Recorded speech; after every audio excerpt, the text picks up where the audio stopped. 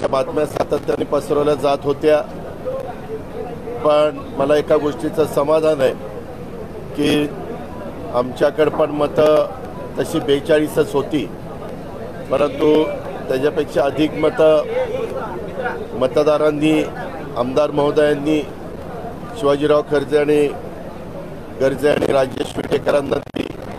त्याबद्दल मी त्या सर्व आमदारांचं मनापासून आभार मानतो।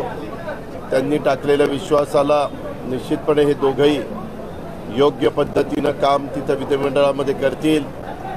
जी काही पक्षाची भूमिका असेल, जनतेची भूमिका असेल, ती व्यवस्थितपणे मांडून त्यांचे प्रश्न सोडवतील।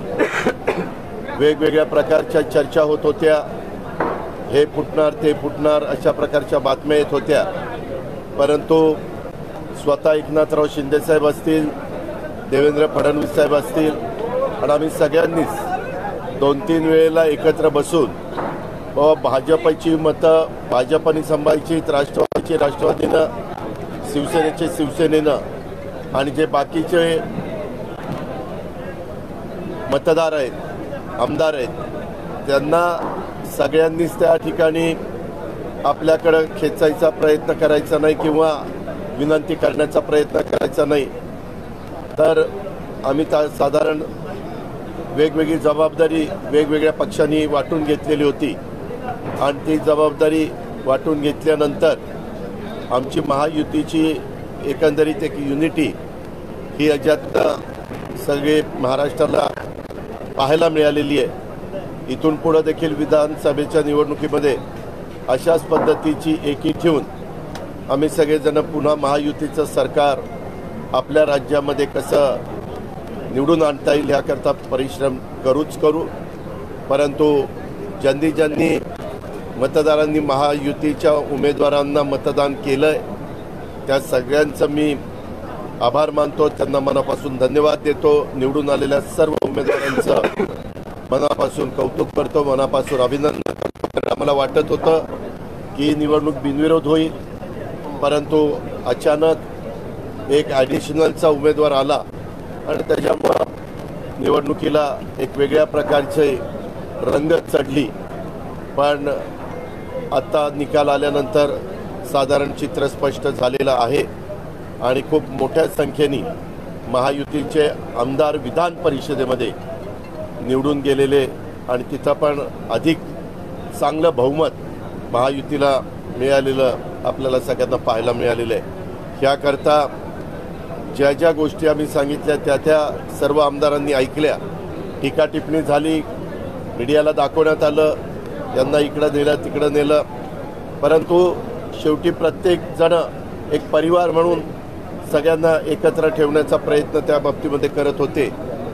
कुठेही वेडेवाकडे प्रकार न घडून देता अतिशय लोकशाही पद्धतीनं ही निवडणूक पार पाडण्याचा प्रयत्न आम्ही महायुतीनं केला आणि त्याला चांगलं यश मिळालं। त्याचा मनापासूनचा आनंद आणि मनापासूनचं समाधान मला आहे, माझ्या सगळ्या कार्यकर्त्यांना आहे, आमच्या सगळ्या आमदारांना आहे, आमच्या सगळ्या सहकाऱ्यांना आहे, महायुतीला आहे। एवढंच मला आज के चुनावी नतीजों को आमदार असताना देखील अधिकची मतं मिळाली आणि दोन्ही उमेदवार निवडून आले। मी तुम्हाला सांगितलं ना की ह्याच्यामध्ये आम्हालाही मतं तशी बघितले तर कमी होती। आपले स्वतः एकनाथराव शिंदे साहेबांना पण तशी मतं कमी होती, परंतु जे अपक्ष असतात, जे इतर काही छोटे छोटे तिथले पक्ष आहेत ते असतात। आता बच्चू कडू साहेबांनी तर तुम्हाला सगळ्यांना सांगितलं की मी ह्यावेळेस माझी दोन्ही मतं शिवसेनेला दिलेली। अशा प्रकारे वेगवेगळ्या मतदारांनी, आमदारांनी आपली भूमिका त्या ठिकाणी स्वीकारली आणि त्याच्यातून हे सगळे उमेदवार निवडून आलेले आहेत आणि त्या गोष्टीचं समाधान आहे। मी खरोखरीच सगळ्यांचं मनापासून आभार मानतो, मनापासून ह्या सगळ्या उम्मीदवारांचं अभिनंदन। दादा आज के चुनाव को कैसे देखते हैं? आपके ऊपर बहुत सारी टीका टिप्पणी हुई कि बहुत सारे वोटर फूट रहे हैं, विधायक इधर से उधर जा रहे हैं, उसके बाद आज का चुनावी नतीजा किस तरीके से देखते हैं? हमारे पास टोटल वोटर थे 42।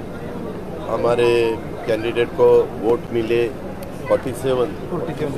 47, तो इसीलिए हमें 5 वोटर ज़्यादा मिले। 5 विधायकों ने हमें सपोर्ट किया है, उनका मैं शुक्रिया अदा करना चाहता हूँ और धन्यवाद भी देना चाहता हूँ और सबका अभिनंदन करना चाहता हूँ। चुनाव जब रहता है तो एलिगेशन होते हैं, एलिगेशन के बारे में मैं ज़्यादा नहीं सोचता। अपना काम करने का, विकास करने का और विकास के रास्ते से आगे जाना। सभी विधायकों को साथ में रखना एक सबसे बड़ा चुनाव नहीं रे बाबा, ऐसा कुछ नहीं, ये पहला चुनाव नहीं। आप देखो 2 साल पहले जो चुनाव था तब हम सब एक थे, पूरी राष्ट्रवादी एक थी, तब भी हम ट्राइडन में रुके थे, आपको पता है क्या? वैसे हमेशा जब चुनाव आता है तो एक दिन के लिए सब, क्योंकि अलग अलग, एक तो अभी एमएलए हॉस्टल नहीं है, उसका कंस्ट्रक्शन चालू है, तो इसीलिए कोई अपने घर पे रहता है, कोई दोस्तों के पास रहता है, कोई होटल पे रहता है, तो सब एक जगह अगर रहे तो उनको कैसा, किसको वोट करने का है, क्योंकि हमारे भी 2 कैंडिडेट थे, वो 1 नंबर किसको देना, 2 नंबर किसको देना, ऐसा सब देखना पड़ता है और सबको मिलने के लिए वो हमें ठीक लगता है। जीत का यही पैटर्न विधानसभा में भी दिखेगा क्या? जीत का यही पैटर्न विधानसभा के चुनाव में दिखेगा? हम जरूर उसकी ऐसा ही हमारी कोशिश रहेगी। महायुति का विधानसभा में भी ऐसा ही यश मिलना चाहिए, ऐसी ही सफलता मिलनी चाहिए, इसीलिए हम पूरे जान लगा के चुनावी गणित का काम कर गया। जिस तरीके से आपने कहा कि तीनों प्रमुख नेता बैठ करके इस आंकड़ों की गणित में किसको कैसे देना है, चुनावी गणित सही तरीके से सटीक बैठा क्या? हाँ, बराबर है। 3 दफा मैं, एकनाथराव शिंदे और देवेंद्र जी फडणवीस साहब 1 दफा वर्षा पे बैठे थे, 1 दफा यहाँ ही उनके चेंबर में बैठे थे, अलग अलग जगह हम 3 दफा बैठे थे और तीनों दफा हमने ये सोचा था कि हम जिस विधायक के लिए काम करेंगे वो बीजेपी और हम और शिवसेना तीनों मिलके नहीं, हम किसी के ऊपर काम करेंगे, रिक्वेस्ट करेंगे, कोई रिक्वेस्ट बीजेपी वाले करेंगे, कोई रिक्वेस्ट शिवसेना वाले करेंगे। दादा,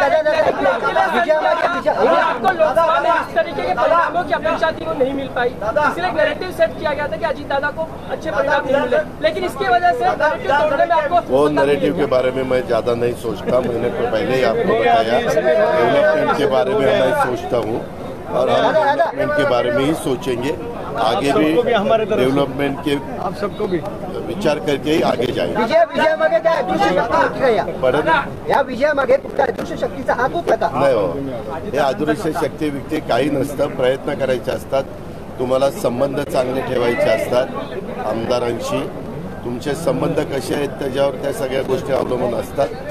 आमच्या सगळ्याच सहकारी मित्रांनी त्याच्यामध्ये चांगल्या प्रकारे काम केलं आणि आम्हाला ज्यांनी शब्द दिले त्यांनी आम्हाला मतदान केलं, त्या निकालावरून दिसतंय, त्याच्यावर आम्ही सगळ्यांचे मनापासून आभार मानतो। धन्यवाद।